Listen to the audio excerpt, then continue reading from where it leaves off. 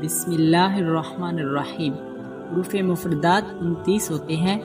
इन 29 हरूफ में से 7 हरूफ ऐसे हैं जो हर हाल में पुर यानी मोटी आवाज़ में पढ़े जाते हैं और इनको हुरूफ मुस्तालिया कहा जाता है, जैसे क़ाफ, ग़ैन, ज़ा, ता, ज़ाद, साद, खा।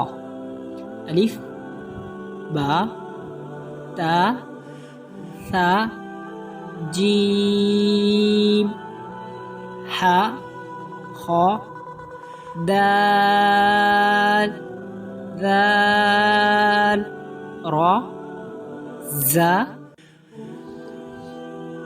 सीन, शीन, साद, ज़ाद, ता, ज़ा, आइन, गैन, फा, क़ाफ, काफ, लाम, मीम, नून, वाव, हा, हमज़ा, या।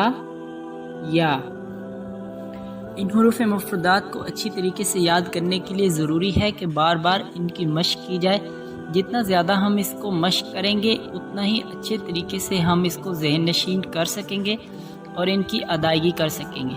इन हुरूफ को मश्क करते वक्त ये बात ज़हन नशीन रहे कि जिन हुरूफ को लंबा किया गया है और उन हुरूफ को लंबा पढ़ें, और जिन हुरूफ को नहीं खींचा गया, लंबा नहीं किया गया, उनको बिल्कुल लंबा ना करें।